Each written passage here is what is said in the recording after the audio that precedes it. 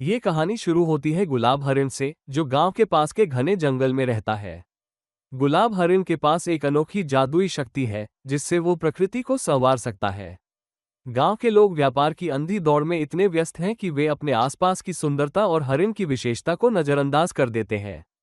गुलाब हरिण कई बार गांव वालों की मदद करने की कोशिश करता है, लेकिन उसकी कोशिशें बार बार असफल हो जाती हैं। गांव की बदलती सोच और हरिण की निरंतर कोशिशों के बीच एक गहरा संघर्ष दिखाई देता है। यह आरंभिक दृश्य हमें कहानी के मुख्य पात्र और उसकी चुनौतियों से परिचित कराता है। हरि की कहानी एक अनोखी यात्रा से शुरू होती है, जब उसकी मुलाकात गुलाब हरिण से होती है। इस हरिण से उसे एक जादुई सीन प्राप्त होता है, जिसकी शक्ति से हरि अपने व्यापार में अद्भुत सफलता हासिल करता है। लेकिन जैसे जैसे उसकी लालच बढ़ती है, वो अपनी सीमाओं को भूल जाता है। लालच के कारण उसकी सफलता धीरे धीरे असफलता में बदल जाती है। हरि को अपनी गलतियों का एहसास होता है और वह गहरे निराशा में डूब जाता है। यह अनुभव उसे जीवन के महत्वपूर्ण सबक सिखाता है कि संतुलन और संयम ही सच्ची सफलता की कुंजी है। इस खंड में गुलाब हरिण अपने अनुभवों से हरि को यह समझाने की कोशिश करता है कि सच्चाई और अपनी असली पहचान को अपनाना कितना जरूरी है। वो बताता है कि जब हम दूसरों की नकल करते हैं या लालच में पड़ जाते हैं, तो अक्सर हमें नुकसान ही उठाना पड़ता है। गुलाब हरिण ये भी समझाता है कि असली सफलता तभी मिलती है जब हम एक दूसरे का सहयोग करें और अपने गुणों पर विश्वास रखें। इस तरह कहानी हमें ईमानदारी, आत्मविश्वास और सहयोग की अहमियत का संदेश देती है।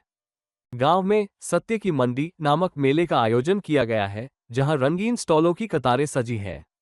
बच्चों के लिए कई मनोरंजक खेलों की व्यवस्था की गई है, जिससे उनका उत्साह चरम पर है। लोकगीतों और नृत्य की प्रस्तुतियां माहौल को और भी जीवंत बना देती हैं। मेले में बोलते जानवरों के हास्य दृश्य सभी दर्शकों को खूब हंसाते हैं। गांव के व्यापारी आपसी सहयोग और ईमानदारी के साथ व्यापार करते हैं, जिससे मेले की आत्मा और भी प्रबल हो जाती है। यह आयोजन न केवल मनोरंजन का केंद्र है, बल्कि सामाजिक एकता और विश्वास का भी प्रतीक बन गया है।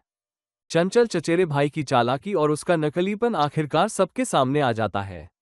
गांव के लोग उसकी सच्चाई को पहचान लेते हैं और अब वे ईमानदारी और समुदाय की भावना को अपनाने लगते हैं।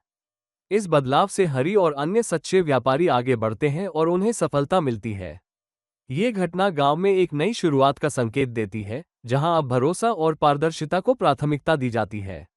सभी लोग मिलकर एक मजबूत और एकजुट समाज की ओर कदम बढ़ाते हैं।